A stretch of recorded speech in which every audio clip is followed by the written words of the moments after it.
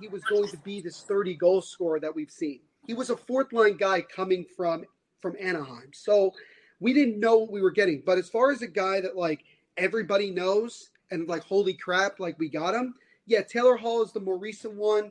You obviously have Ilya Kovalchuk, but I think Devils fans should just remain cautious with this and don't get your hopes up because because I'm not saying you're going to be disappointed.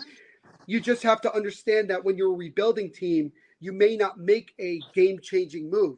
But you could be in a situation like Ray Shero was with Taylor Hall where he's available and you want to go get him and you know you're not going to have to break the bank. So if a guy like Patrick Laine is available and all you have to give up is like, I don't know, maybe 2 mid-round picks and, Damon Severson maybe, it's I would honestly not be that mad about it. I know some people are critical of Laine because he's pretty much all offense, no defense, and sometimes he's not consistent. But it just we don't know. We'll wait and see. I think it's a wait and see approach. Don't get your hopes up too much, and just expect that if the team doesn't make any moves, just understand that it's probably because they want to have the young kids come up and play, which is not a problem because you need them to get NHL experience so that they can help you long term in eventually, competing for a Stanley Cup. Well, I 100% agree with that. The only thing that worries me about that, you got to bring your young kids up because you want to see what they got. It's the only way you're going to see them play and, see what they're able to bring to the big club, whether it's a year, 2, 3 down the road. Is it not sort of dangerous also taking that approach? Because they took that approach after they made the playoffs and they didn't make any moves that summer, and then it bit them in the ass. No, see, that's a good point because they for a couple of years, they had so much cap space and we kept talking about, when are they going to use it? I remember if you remember a couple of years ago when John Tavares was, a free agent, we were all banging our fists on the table saying, oh, the Devils should go after John Tavares. We have the cap space. We can do it. And Ray Shero just wasn't that aggressive. And I remember talking to some Penguins guys, and they said, he did the same thing in Pittsburgh. He just never really tried to go after a big-name guy, even if they had the cap space to do it. And I know Shero's approach was it's important to always have cap space so you can try to make a trade. But sometimes you got to just give a guy the money when you have a guy that could be a franchise changer. I'm not saying any of the guys in the free agent market right now are, game changers or franchise changers. But when you have the opportunity to add elite talent to your team, even if you're a rebuilding team, you got to at least try to make an offer. And maybe the Devils will make some offers. And I think there's always the possibility that we may never know that they made an offer. Sometimes those don't, come into the limelight. So I think that we have to understand that maybe Tom Fitzgerald calls Calgary and Winnipeg and asks about Gaudreau, Laine, and Ellis. And maybe he gives them an offer and Winnipeg and Calgary say, no, thank you. And that's it. And we can, Devils fans will say, oh, I can't believe we didn't try to go get them. Maybe they really did try to go get him and it didn't work out. And the Devils weren't going to benefit from it. I think a lot of Devils fans would like to see the team get a big name player like we did when we got Taylor Hall. No, I don't think Taylor Hall should be considered in any of the Devils offseason plans. I think that they should just call these teams, see what's going on, see, what they might be looking for, and then kind of make that decision themselves and say, what? Do we want to do this? Is it going to be beneficial? Will it, And I think you've got to ask everybody. And I'm talking about, if Fitzgerald's got to ask his assistant general manager, he's got to ask, Marty Brodeur, he's got to ask, Lindy Ruff, he has to ask the players. He needs to have this be like a team discussion about making some of these moves because you don't want to make a move for a great guy that may have a really crappy attitude and not, want to be a part of the team. So, we'll see. It is a culture. It is a mindset and a culture that needs to be restarted and rebuilt. Like, look at how Lou Lamoriello went across to the island, and everyone has to buy into his system. And guess what? And they're bought into Barry Trotz's system as well. And if you're not going to behave on Lou Lamoriello's team, you're going to get moved. And Right. I can see Tommy Fitzgerald doing just that, and making moves. And I don't believe that he'll keep some of Ray Shiro's guys like, John Hayden, or Kevin Rooney. I don't see any of those guys One of staying. the good guys on this team. But honestly, I'd rather kick them to the curb and take them on a flight to United International and let them enjoy their nice vacation. So. Yeah, and it's one of those things where we have to give Fitzgerald a chance to, be a general manager. Now he's finally, he's got that label. It's not interim anymore. He can, now he runs the show. This is his team, and he gets the chance to create the team in his own image. And he's in a better position than some GMs. I mean, you go to Florida, whoever's going to be the new general manager in Florida is not going to have that many pieces to work with right away. Fitzgerald's got a ton of things that he can do. A lot of cap space, a lot of good, young talent that's still not fully developed.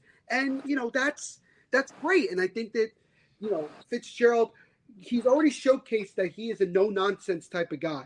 Is that, if you're not going to play to the style that they want you to play, you're done. You're not going to be here. And he was brutally honest with where the team is. He goes, look, we're not there yet. We got a couple years before we get to being a Stanley Cup contender. And it's like, oh, thank God, someone finally said where this team was, because that was Ray Shiro's problem. He never let the fans or even the organization really let you know where exactly the team was. Even when we were making the playoffs and things like that, we didn't know exactly where we were. So I think that Fitzgerald is going to try to make a move. And if he's going to make a move for a big-name player, the only way he's going to get it finalized and feel comfortable with it is that if he doesn't have to give up too much assets, because he's very big on being a rebuilding team. And if a guy like Patrick Laine or Nicola Ehlers or Johnny Gaudreau, or if you want to go even crazier, Alex Pietrangelo, if you want to throw him in, if you want to bring any of those guys in, you have to make the decision. Are they worth the money? If it's Pietrangelo, obviously, are they worth the money? Is this going to help us get better or not? And will they buy into what we're trying to do? Laine is only 22 years of age. He would fit in with regards to a young core. He would fit in just fine. But obviously, people have been critical of his attitude as of late, especially with, even last year, if you all remember, the Devils were rumored heavily for to try to acquire Patrick Laine via trade, and now we're in the same boat. A year later, and it's this question of Laine wants more money. Well, do the Devils feel comfortable giving him that? Also, let's just remind everybody that the Devils still need to re-sign Jesper Bratt, and they still need to try to re-sign Pavel Zacha. So we don't know how much money we don't know if the Devils are trying to get that done first. It seems to be that way. And if they do get those guys back, how much more money do we have left? And how much more money are we comfortable spending this year in getting anybody? So, Patrick Laine, it would be awesome. I would be pumped. Me too. Any of these guys, I would be pumped. Any of these guys. I wouldn't trade for Patrick Laine. Any of these guys. But he's worth it. I don't think he's worth it. I mean, he's worth a late first. He's an elite finisher. Late first, yes. He's an elite finisher, and he's ridiculous on the power play. But he doesn't really He doesn't draw penalties. He's a defensive liability. He doesn't play defense whatsoever. That'll change. Nah, I mean, I'm not so sure about that. Nicola Ehlers. He's had a couple years to prove that to him. Nicola Ehlers is clearly the better player. At least no, he's clearly the better player than Laine, and I think he's a much better fit for the Devils. Yep. If you're gonna give up assets to get someone, you got to go for Ehlers because he's only 24 years old and he's on a really good contract, and you put him on the top line with Nico or Cal Palmieri, and you have a really legit. One other guy he came from the QMJHL. Hang on, I got a question. One guy we forgot to mention real quick is also we have Nikita Gusev for only one more year.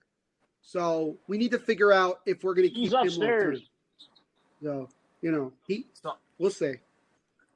I have a question though. So like you said, Gusev has one more year. Palmieri's got one more year. He's going to be like, what, 29 or 30? He'll be 29 by the end of his contract. Okay, so I've advocated that I've refused to comment on it because every time a Devils player becomes a free agent, I always say they're coming back. Maybe that's me talking with my heart as a fan, but I refuse to comment on it anymore because obviously once Devils players hit free agency, it seems like they never re-sign here. Mm-hmm. But is it like the Ehlers one? Like they both fill a need. Like that's the best part about this. Like even the Goudreau, he fills a need, but he's 27, so it's kind of like, okay, like he's in his prime. He would be good for the Devils. He still would probably be very good, when the Devils are ready to compete and whatnot. But Johnny Goudreau is he's a superstar player. I'm not taking that away. He's probably good for 90 to 100 points. Mostly every year, but he disappears come the playoffs. Mm-hmm. Maybe, I don't know if that's his fault. I think part of it has to do with Sean Monahan. I don't think Sean Monahan's that very, very honestly that. Yeah, good. I agree there. I think he's very overrated. Canada market overrates him.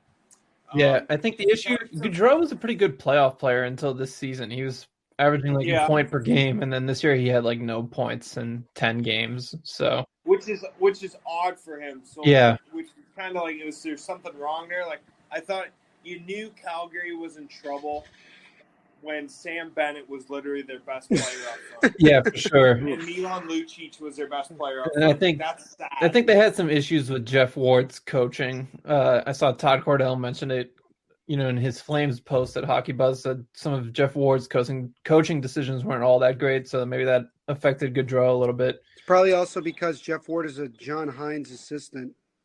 Yeah, I don't know. I mean, the apple doesn't fall too far from the tree. I mean, the Devils' power play was the best when Jeff Ward was around running it. So which I don't know if I agree with that, but which is saying a lot, I guess the question I really wanted to ask was, Ehlers fills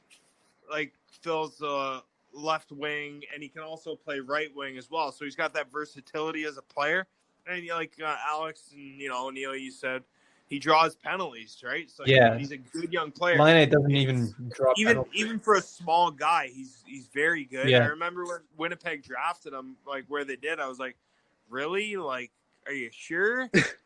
But they were sure. Like, he turned out obviously very good, and it was the same when Winnipeg took Scheifele at 7. Yep. I was like, why are you passing on Sean Couturier when he was sitting right there? But obviously Scheifele turned out to be a stud, so it worked in their favor there. But each player would fill a need for this team. Each player would time frame, like their age would work in perfectly with what this team is trying to build. So I don't think, if you're not a fan of one guy, I mean, everybody's entitled to their opinions, right? Yep. But each guy would fill a need. And I guess the point I'm asking is Ehlers would fill the need if they decide to trade Gusev or let him go. And Laine would fill the need if they decided they didn't want to re-sign Palmieri. Right. And even if they did re-sign Palmieri, I mean, the most I'd give him would be 4 years, but 5 maybe. But that's a different discussion for a different day. But is it safe to say even if they did acquire Laine, can we throw out the topic that Kyle Palmieri actually might, I'm not saying it's happening or it's going to happen, might be shopped this offseason just because he's going to have 1 year left on his contract? I think it might be in the Devils' best interest to trade Palmieri because he'll be 31 when an extension kicks in, and he probably get them. I mean, we saw what Kasperi Kapanen.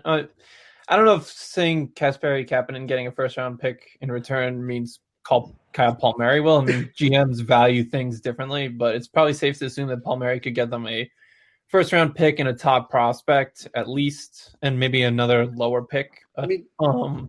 So yeah, I know Devils fans would love to keep Palmieri aboard, but I think just maybe from an age standpoint, it might make more sense to trade him. I guess it depends what you could get for him, re-signing him. I think the best contract comparable for Palmieri is the Chris Kreider extension, which gave him like $6.5 million a year over 7 years. If you can get Palmieri for maybe like